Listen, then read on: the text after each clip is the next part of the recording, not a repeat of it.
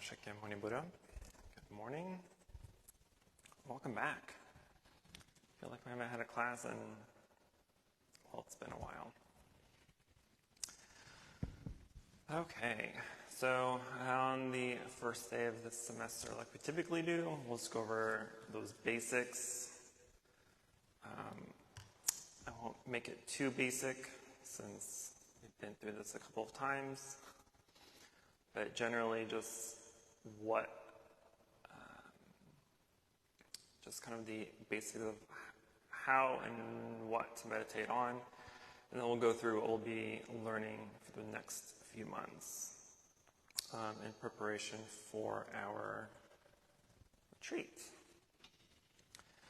So typically each time we have a class, there's always a specific focus or concentration on a specific topic or practice.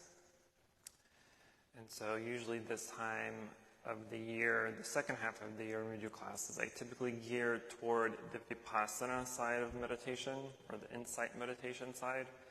But I'm going to switch it up a bit this time around.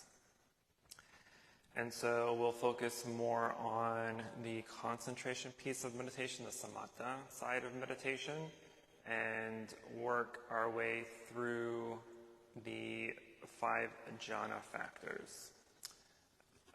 These jhana factors are the factors, mental factors that we need to uphold and sustain in order to go into the deeper practices of meditation.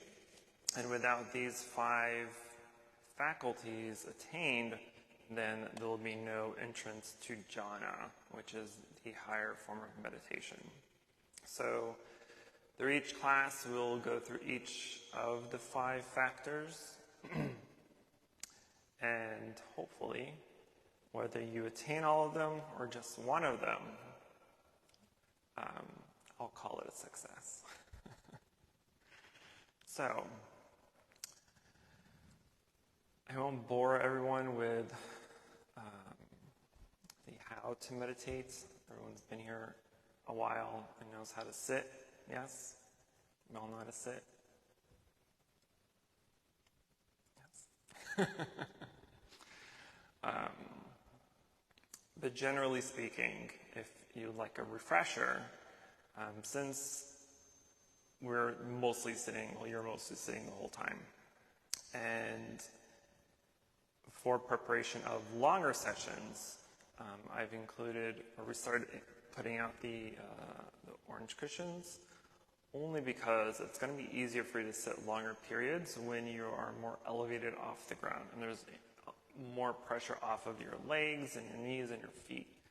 And so when we sit, it's better if you can sit half lotus, which is just one foot over on the thigh. It's going to be the most comfortable. Full lotus if you're that flexible, but we're not. We're gonna push it. But half lotus will be the most helpful, most comfortable for the majority of people. That way you at least have half of all of your pressure from your legs and feet off the ground. And that's really what we're looking for, is to get that pressure off of the ankles and off of the feet. Because the more pressure there is in a place, the quicker that area of the body is going to fall asleep. Right there. No, that's right. That's exactly right, yes. So for the cushions at least, the more you're elevated, so you kind of want your butt a little bit higher than your thighs, or at that same level. That way, when you are sitting, regardless if you're sitting cross-legged or not, in lotus or not, you have this very strong triangular foundation, right? That creates a stable base for you to be able to sit and stay still, hopefully comfortable. If you're not comfortable, then, suck it up, buttercup. Get used to it. It is one of those things where we truly have to train our body to get used to, right? Most Westerners are not used to sitting on the ground or on the floor very often, or at least not for very long periods of time. And so it's easy to become very uncomfortable very quickly. And so as we start to sit for longer periods, it's really important to start to allow your body to live through that discomfort. If it's slight discomfort, just try to work through it. If it's painful discomfort, then of course adjust yourself. We're not saying don't adjust your body if you're completely intolerably in pain. But if it's a mild discomfort where you feel like you can get through it, try to get through it, because you're really trying to train your body, right? So just like in meditation, when we're trying to train our mind to stay focused and concentrated and distraction-free, you also want to train your body to get used to the feelings and sensations and all the comforts and discomforts you may have.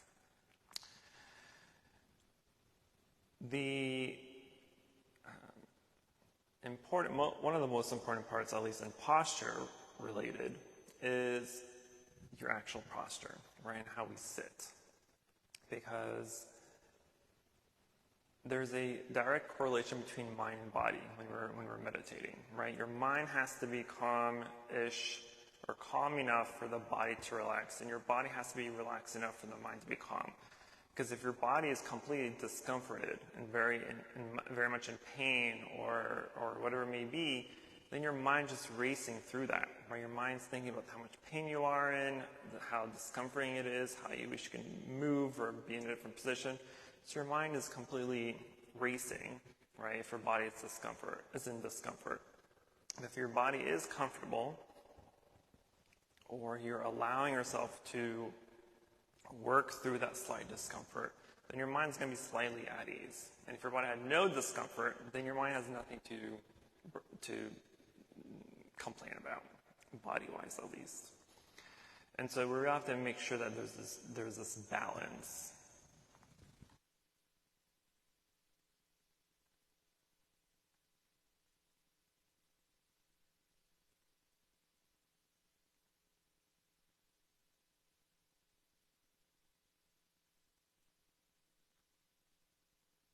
Okay, we'll see if that's better.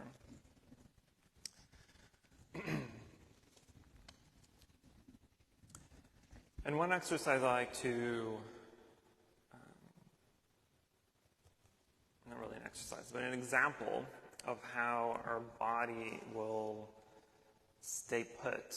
Because we think that, oftentimes people think that it's going to, you're going to, even though as much as you try to concentrate and focus on sitting up straight and keep your body and your back correct, that there's always going to be this slouching happening, right? And we're thinking this slouching happens because we're tired or we're bored or whatever it may be. But really, the slouching happens because you're unconcentrated.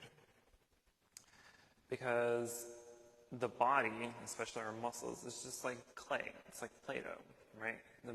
When you mold it into the shape that you want it to be, it's going to stay in that shape unless there's an external force coming in and changing that shape, right? Pressing it down or squeezing it. And this external force for us in meditation is our distractions. It's our mind. So as long as you're undistracted and your mind is mostly calm and free, then there's no distraction to be pushing you forward in that slouchiness. And so as you're sitting and you find yourself in a slouch, then that's kind of a sign that you've lost concentration, or at least strong concentration. And so just keep in mind that as soon as you adjust your body, right? And for me, I've always said that the best way to make sure you have the best posture is to stretch way up high and just bring your arms down low, right, into your lap. That stretch, that's going to be the most natural shape your spine should be at. And you should stay at that point during the whole meditation.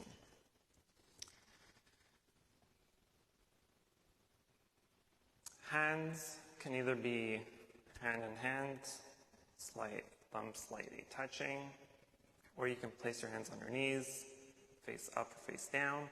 But if you do that, like Vinny is doing, then keep in mind that you're not using your knees as a stabilizer. Don't hold yourself up. So I see that pretty often. Don't try to hold yourself up if you're going to have your hands on your knees, right? Your knees are not a stabilizer. They're just there to put your hands somewhere. So just gently leave your hands on your knees, palms open or palms down, up or down. But don't use that as support. Our main focus of our main object of meditation this time around is going to strictly be our breath. And we will go through only 2 types of breathing techniques this time. And which is counting and watching. So either counting the breath, or you always want to at least start with counting the breath. And then we will switch to watching the breath. And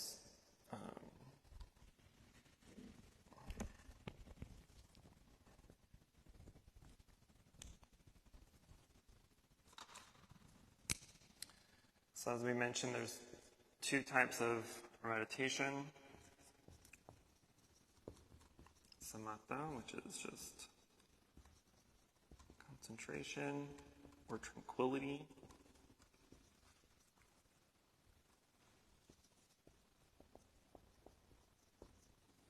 And Vipassana.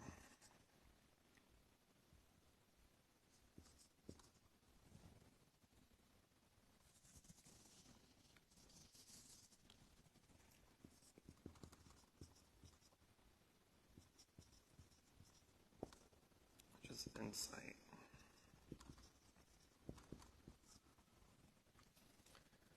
So this time around, we're going to go with samatha, right? And so in samatha, we have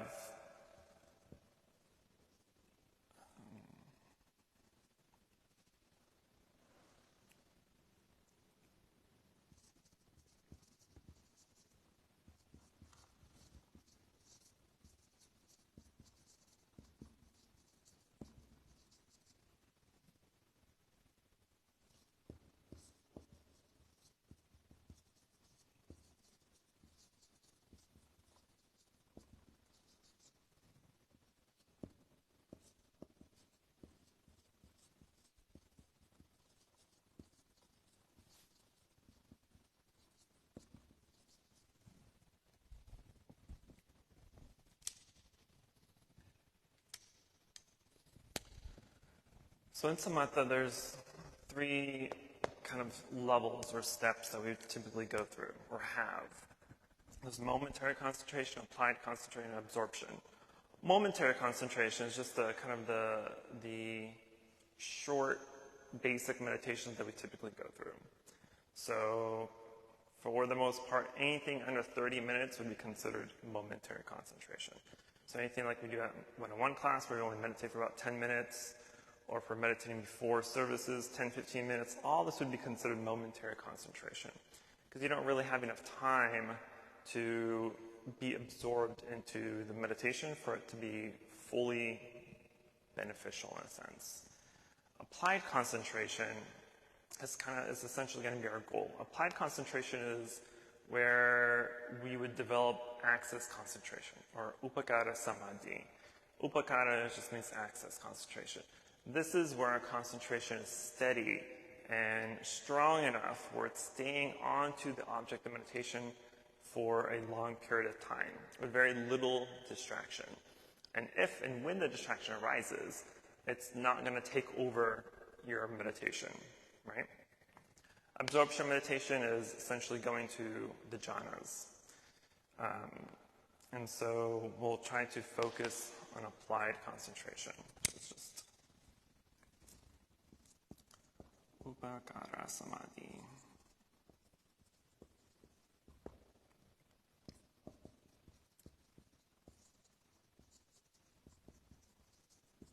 Access concentration. And as we start to go through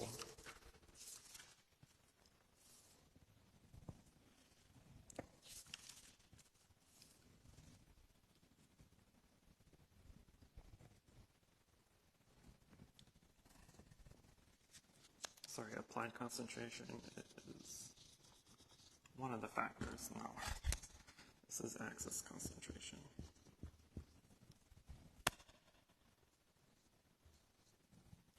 Axis concentration. And so axis concentration is going to be that doorway that we want to step into. And as we start to go through our practices, and again, we're going to focus on our breathing this time around.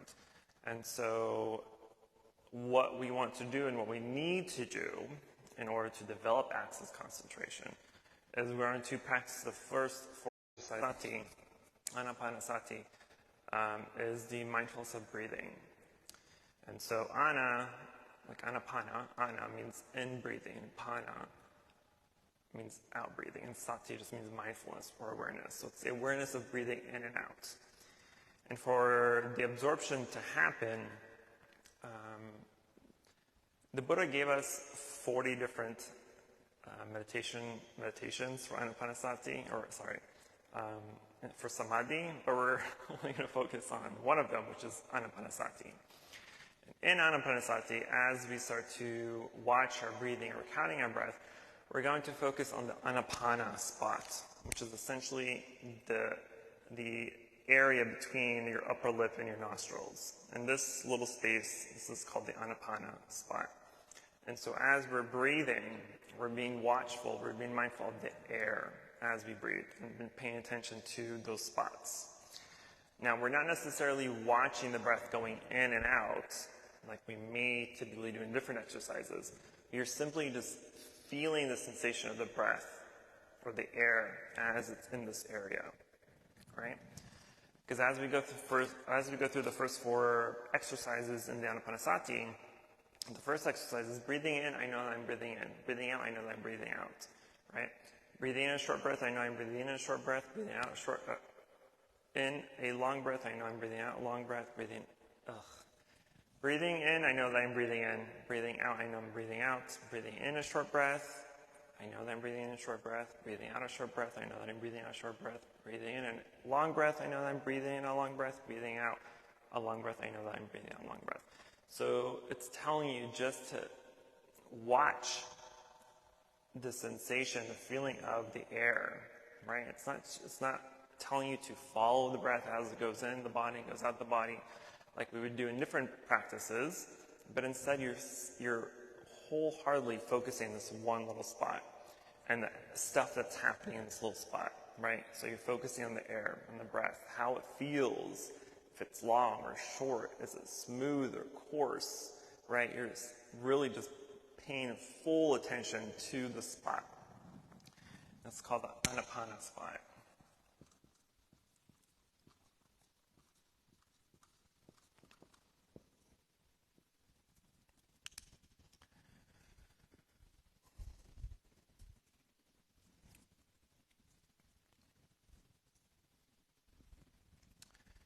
Then as we start to develop, then we start getting to the 5 factors,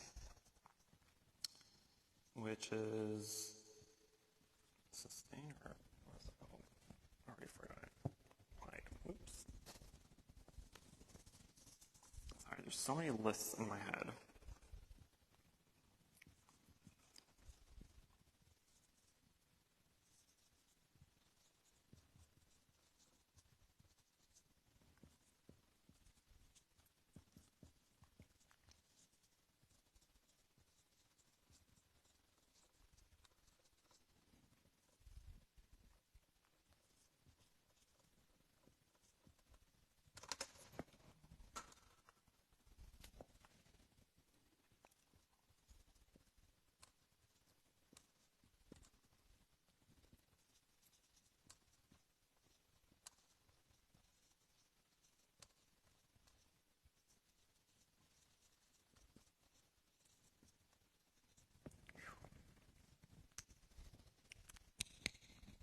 So these are the 5 jhana factors that need to be attained before we can get to this 3rd level, right? So there's applied concentration, which is essentially the same as momentary concentration. Sustained concentration is axis concentration. And then joy and bliss are the feelings, the mental feelings, because these are mentally created, that will allow you to kind of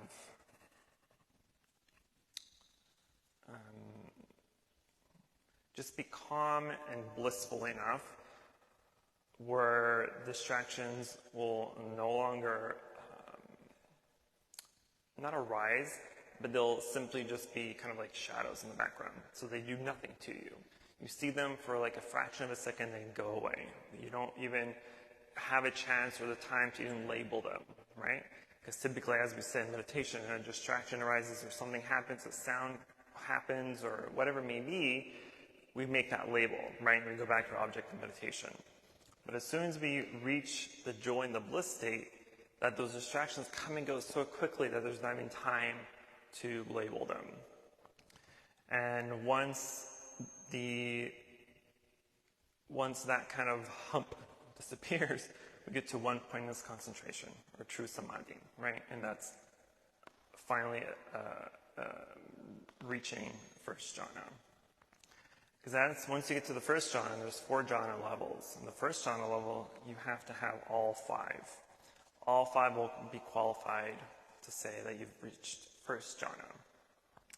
And then surprisingly enough, as you go through the different jhana levels, the higher level of jhana you get, the less of the factors arise. So you actually, the higher the list you go on this, the more of these you attain. But the higher list of jhanas you go, the more of these that you lose.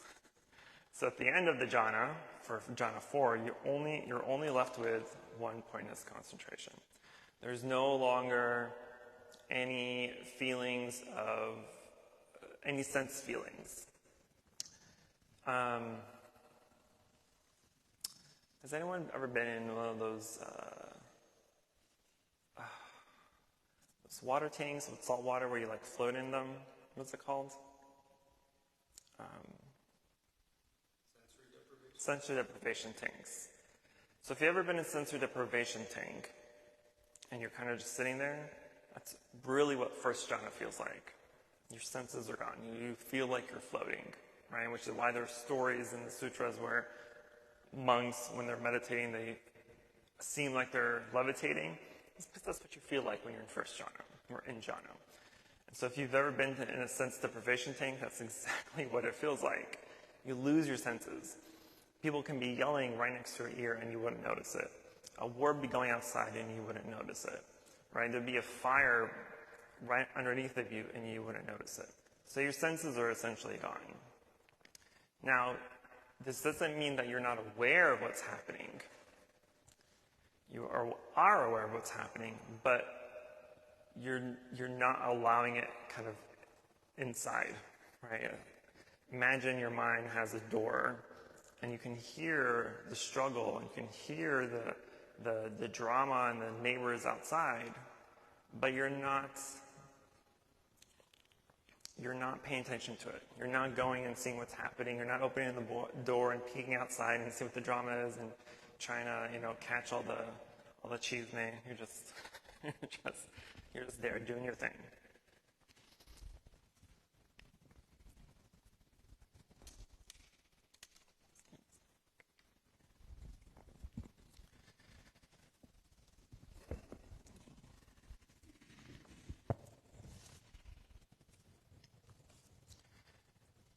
Another thing that we went over, I think it was earlier this year, are the 5 hindrances. So the 5 hindrances are also important in order to attain jhana as well, because you need to get rid of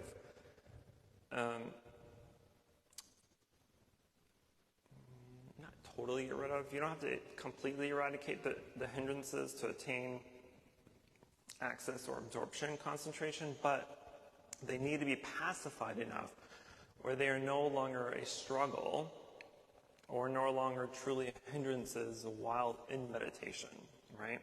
Because as soon as you get out of meditation, then the hindrances will still be the hindrances outside of the cushion.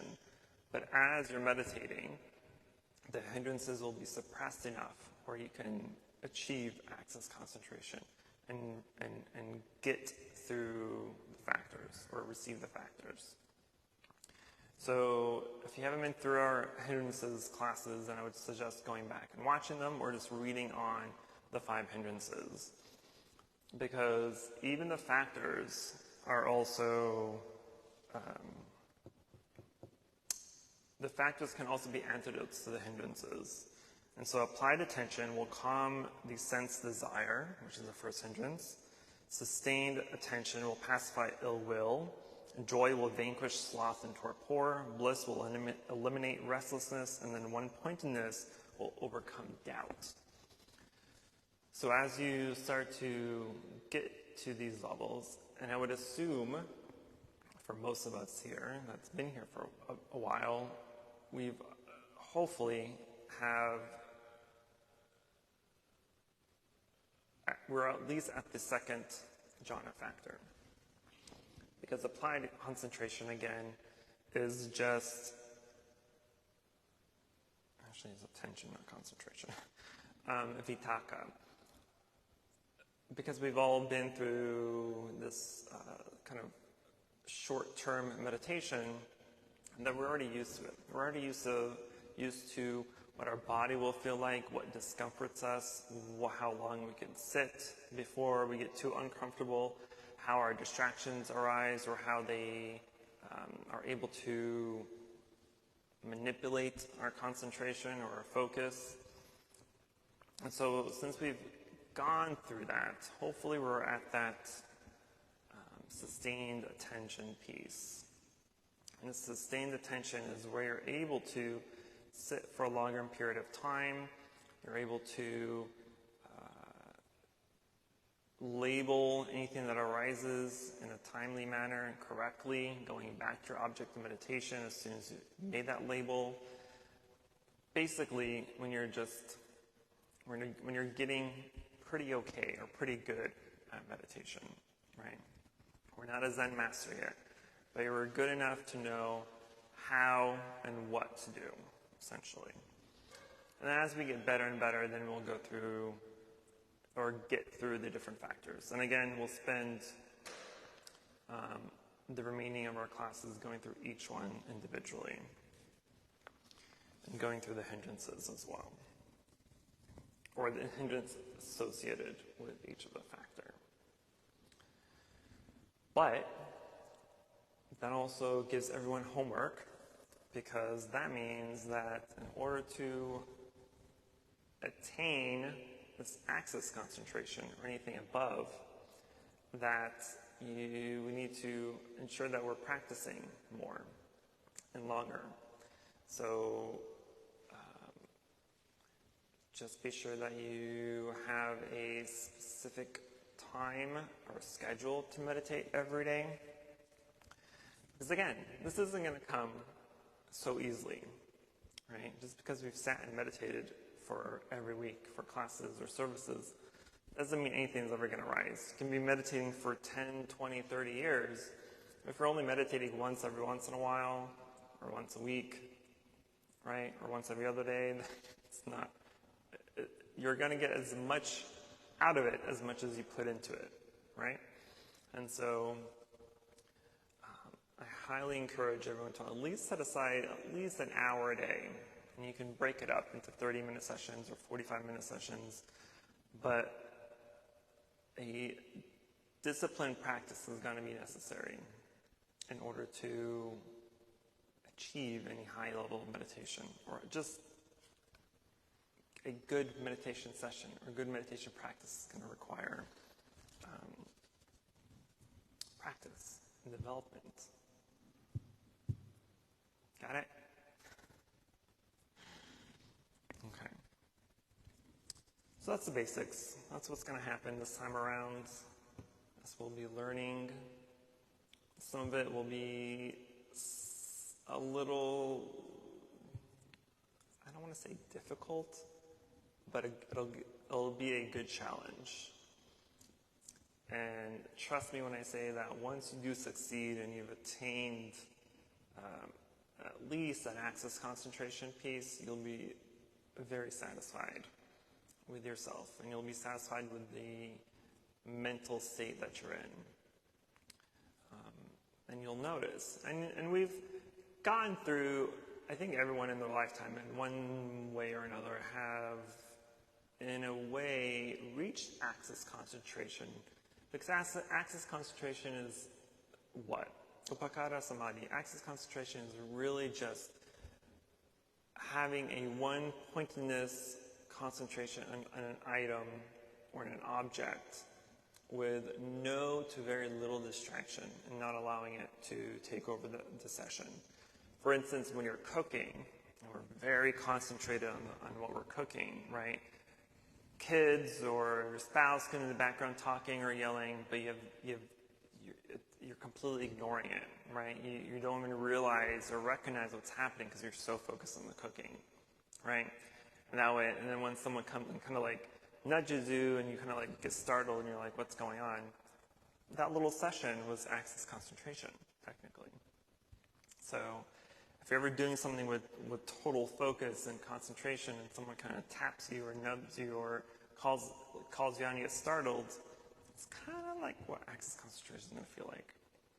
Very concentrated, very focused on the item of the object of meditation with no regard to what's happening outside of that object. Again, it's not that you don't know that it's happening, because we do hear it. It's not like we can shut off our hearing unless we're deaf. It's just we don't allow that sound to be part of the concentration, to be part of the conscious awareness of our object of meditation. So when you sit for a good amount of time, at least 30 minutes, and you're really strongly focused and concentrated, you'll notice, at least in my earlier experiences, one of the very first sensations or feelings that arose as you get to deeper levels of concentration is you kind of lose the sense of touch, I guess. Because I would be sitting down with folded hands, and I wouldn't even be able to feel my hands, right? It would feel like I was handless, or my hands kind of like felt like they were over here, right? You kind of lose the sensation of even being able to sit. You don't even feel the pressure of sitting. You don't feel the pressure of your hands together. You don't feel the pressure of your body kind of in a position or in a posture. These are kind of the first things that happen as you get into a deeper state of consciousness. And then all the other senses kind of melt away slowly, one by one. But for me, at least, that was the first sign. Until you get through all the other stages, levels. Okay, I'm going to at least allow us some time to meditate, to do sitting and walking. Any questions, concerns, emotional outbursts?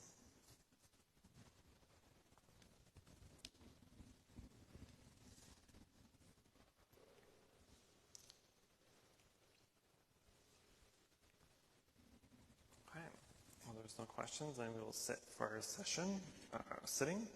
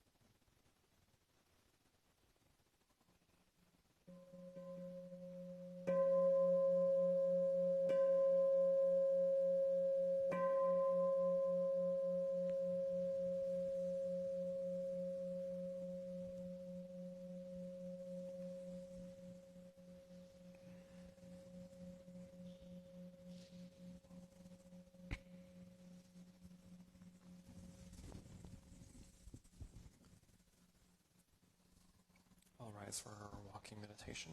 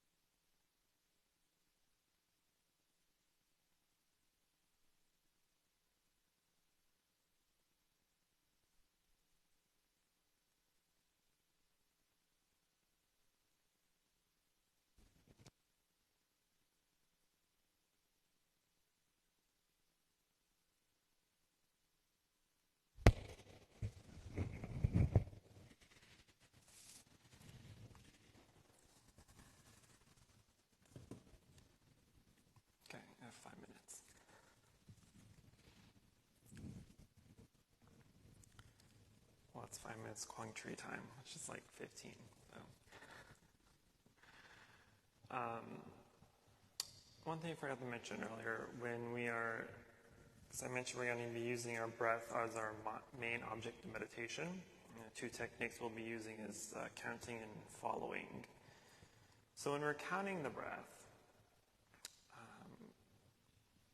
we're still going to do the counting to 1 to 10, like we would typically do when we count our breath. But what we're going to add to that formula is counting backwards. So it'd be from 1 to 10 and then 10 to 1. And we'll do that at least 3 times minimum. You can go as many times as you need to, but what we're looking for when we're counting and finding that sweet spot is as we're counting, because even though we have this method of concentration, which is counting, there's still going to be distractions that arise and things that kind of hinder our session. And when that happens, we typically want to reset and go back to 1, right, and redo the count. So as you start counting and you go through the sets, right, and one set is counting 1 to 10, 10 to 1, that's one set. So as you go through the sets, as long as you've done 3 and you've done them more or less with little distraction or without enough distraction to hinder the session, then you can move on to the following of the breath, which is where we're going to pay attention to the anapana spot, right, between upper lip and the nostril. And for most people, it's kind of difficult to visualize, right? But or to sense, at least on the upper lip. So usually at the nostrils is where you can most of the time feel the breath pretty adamantly, right? You can feel the air go in and out of your nostril, hopefully. So you can focus on that area. But the counting, we want to do at least 3 sets, right? Maybe more, because you can do as many as you need until you've gotten to the pretty good concentration before you move on to the following. Because when you do the following, you have more, there's more opportunity for distractions to arise and take over and hinder your session. Because as you're counting, the counting is kind of your form of meditative distraction, right? Because you're doing something, which is the counting. But when you're following the breath, you're not really doing anything besides just bringing your focus, bringing your awareness to the anapana spot. So there's more opportunity, there's more room for distractions to arise and to hinder the meditation. And so as you count, as soon as you get to a point where you feel like you're concentrated enough, then we will move on to the following of the breath. And you'll do the following breath for the remainder of your session. And we'll do that until, because doing that is essentially the momentary concentration piece, right? Because as you're following the breath, again, because you're not really doing anything like counting, there's more room for distractions to arise, feelings to come up, sounds to take over, daydreaming to happen. You have all these opportunities for distraction. And so it's this time where it's crucial to really start to pin down and make sure that your focus and your concentration efforts are in full gear, right? And once we get to the point where even when we're not doing anything besides following the breath, and there's very little distraction, or no distraction at all, and you're able to maintain that focus on the anapana spot for the majority of your session, now we get closer to the access concentration piece. And that's where we want. Because it's there where we are focused enough, where we're concentrated enough, where we have very little to no distractions arising. So we have all the benefits, all the conditions for the 5 factors to arise. Because as soon as you get to that point, you're already at the second factor, right? So you already have 2 down and 3 more to go. So once we get to the part, because counting the breath is essentially the momentary, the applied concentration, applied attention piece, right? Counting the breath. And once we get to the following of the breath and you're able to maintain and hold that following with little to no distraction, now we're at the axis concentration, or applied sustained, sorry, I messed up my list. You're at the sustained concentration piece. You're able to sustain and hold on to that concentration at least the majority of the time. And once we get to that, now you've walked through the axis concentration door. And now we can focus on attaining and bringing up the remaining factors of joy, bliss, and one-pointedness concentration.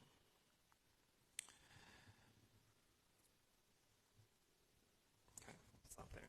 Otherwise I'm just give all my secrets out at once. Any questions on that? Or your meditation? Or anything else meditation related?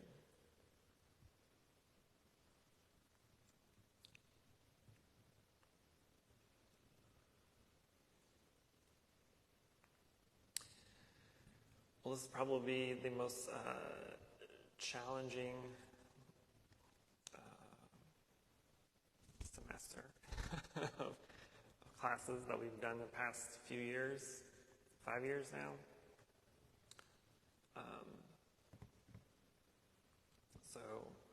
But hopefully it'll also be very beneficial.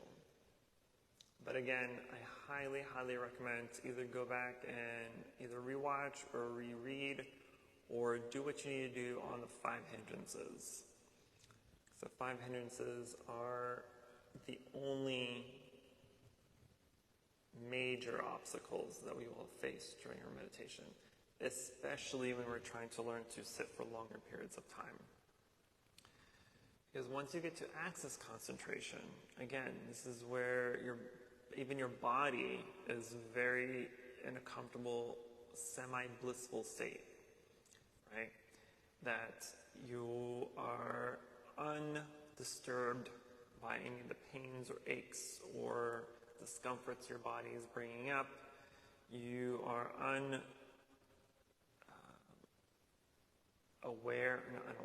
you're undistracted of any thoughts that arise, feelings arise, emotions arise, sounds, taste, smell, touch, all the senses.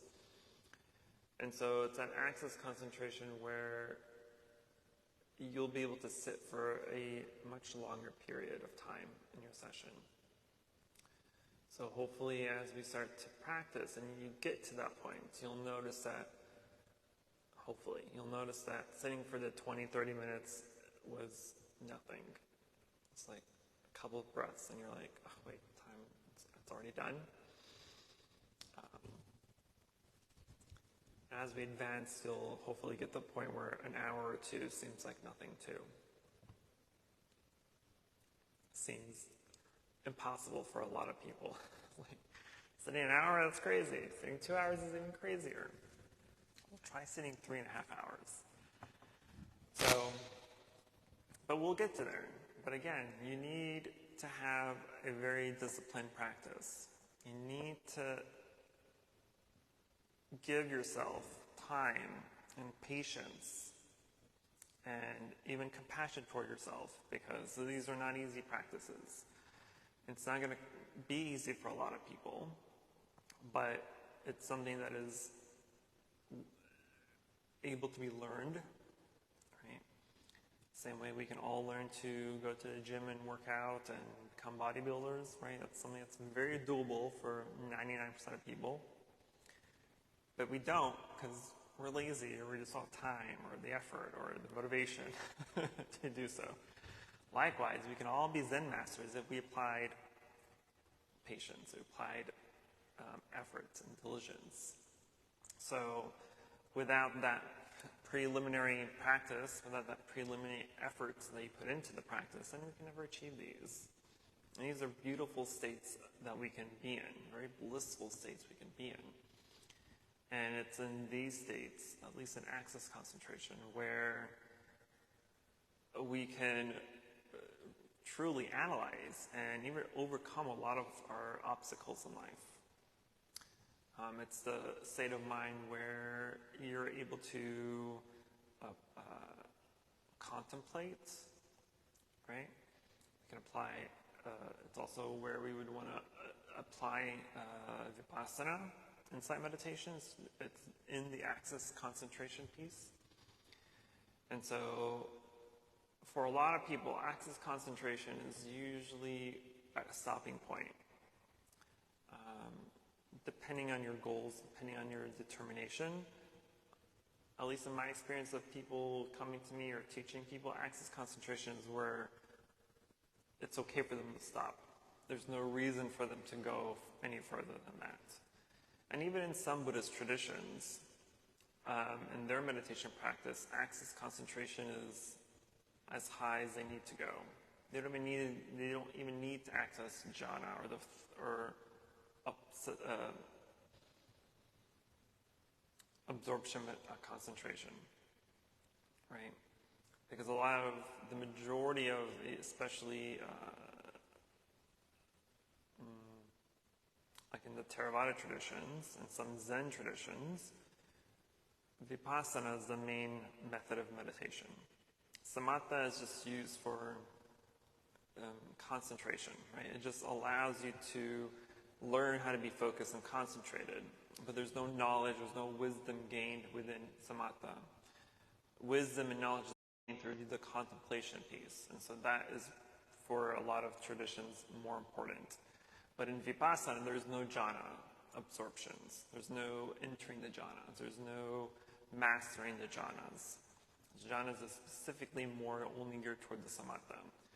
Because in vipassana, that's where the insight comes in. Literally called insight concentration, insight meditation. So that's where the wisdom is attained for our Buddhist practice, at least for enlightenment, is through vipassana and vipassana only. So if we at least get to access concentration, that's the goal for you all at least. And once you get there, you'll 100% be able to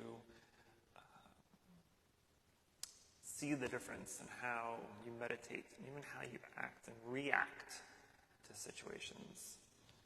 Because you have a clarity of mind now. You have a clarity of being able to see things how they are, for what they are. Right? This is where kind of in our 10 factors, for instance, 10 fetters, right? Ignorance is not seeing things as they truly are.